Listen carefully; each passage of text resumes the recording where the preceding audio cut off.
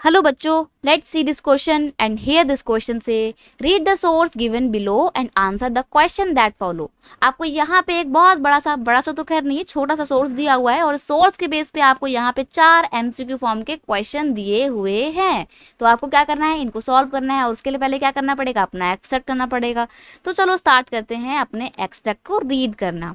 A second test for Indian Federation is the language policy, यानी कि जो Indian federation है वहाँ पे सेकंड टेस्ट हो रहा है इंडियन फेडरेशन का लैंग्वेज के लिए, लैंग्वेज पॉलिसी के लिए। Our constitution did not give the status of national language to any one language. हमारा जो देश है वो किसी भी एक पर्टिकुलर लैंग्वेज को नेशनल लैंग्वेज का दर्जा नहीं देता है। Hindi was identified as the official language, हालांकि हिंदी हमारी क्या है, ऑफिशियल लैंग्वेज है, बट नेशनल लैंग्वेज नहीं है, राष्ट्रभाषा नहीं है हिंदी आपकी, सिर्फ राजभाषा है। But Hindi is the most mother tongue of only 40% people of India, क्योंकि इंडिया में ना जो 40% पॉपुलेशन है बच्चे वो हिंदी बोलती है। Therefore there were many safeguard to protect other languages. तो यहाँ पर बहुत सारे लोग ऐसे भी हैं जो हिंदी नहीं बोलते, तो उन्होंने बोला कि हिंदी को आप नेशनल लैंग्वेज मत बनाइए। Beside Hindi there are 21 other languages recognised as scheduled languages by the constitution, यानी कि जो हमारे इंडियन कॉन्स्टिट्यूशन का लैंग्वेजेस का एक शेड्यूल है अलग से, उसमें टोटल कितनी लैंग्वेज मेंशन है, हिंदी और साथ ही साथ 21 अदर लैंग्वेज। तो इट्स मीन टोटल 22 लैंग्वेजेस हमारे को कहाँ देखने को मिलती है बेटा, हमारे शेड्यूल लैंग्वेजेस में, जो कि कॉन्स्टिट्यूशन में मेंशन है।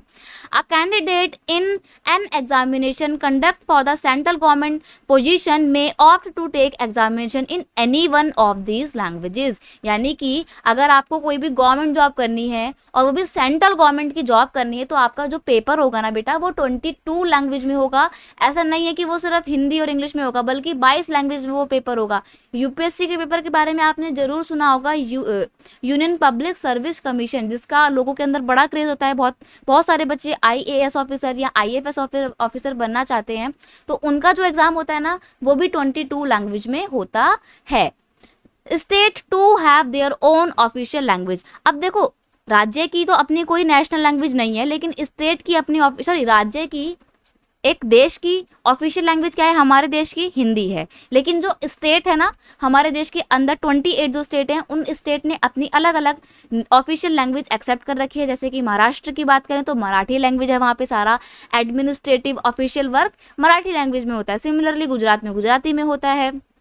Much of the government work take place in the official language of the concern state. तो ज़्यादातर जो उस स्पेसिफिक स्टेट का गवर्नमेंट वर्क होता है, ऑफिशियल वर्क होता है, वो सारा उस स्टेट की ही ऑफिशियल लैंग्वेज में होता है। यानी कि अगर महाराष्ट्र की बात करें तो सारा काम वहाँ पे एडमिनिस्ट्रेटिव वर्क मराठी लैंग्वेज में होता है। तो ये थे हमारे पूरे सोर्स को देखा हमने। अब हम पढ़ते हैं हमारे क्वेश्चन को। पहला क्वेश्चन क्या है, which is our national language. तो हमारी नेशनल लैंग्वेज क्या है बेटा, तो अभी मैंने आपको बताया ना कि यहाँ पर तो नेशनल लैंग्वेज कोई सी भी नहीं आई। हिंदी हमारे देश में हमें लगता तो है नेशनल लैंग्वेज है, लेकिन वो सिर्फ ऑफिशियल लैंग्वेज है और नेशनल लैंग्वेज इसलिए नहीं है क्योंकि हिंदी बोलने वाले सिर्फ 40% लोग ही हैं, तो बाकी के 60% लोग जो हैं वो अदर लैंग्वेजेस बोलते हैं। तो इसलिए लोगों ने बोला कि हिंदी को नेशनल लैंग्वेज मत बनाओ। तो यहाँ पे ऑप्शन डी बिल्कुल ठीक करना है, नन ऑफ द अबव, कोई भी हमारे देश की नेशनल लैंग्वेज नहीं है। नेक्स्ट क्वेश्चन है आपका, which is India's official language. India की ऑफिशियल लैंग्वेज कौन सी है, हिंदी है, अभी मैंने आपको बताया। नेक्स्ट है, Hindi is the mother tongue of dash people in India. Hindi जो है टोटल कितने % लोग बोलते हैं, कितने % लोगों की मदर टंग है, 40% लोगों की मदर टंग है। नेक्स्ट है, how many other languages are recognised as the schedule languages by the constitution. तो जो हमारा कॉन्स्टिट्यूशन है उसके शेड्यूल लैंग्वेज में कितनी लैंग्वेजेस को रिकॉग्नाइज किया गया है, तो यहाँ पर है आपका आंसर हिंदी एंड 21, तो यानी कि 22, और ऑप्शन दिया नहीं है। एक्चुअली ऑप्शन डी जो है ना वो मिसिंग है, तो आप यहाँ पे 22 लिखेंगे और इसको मैच कर देंगे, इसको टिक कर देंगे। तो एक बार आपके फाइनल आंसर देख लेते हैं हम। फर्स्ट का हमारा आंसर क्या है, डी है। सेकेंड का आपका आंसर क्या है, ए है।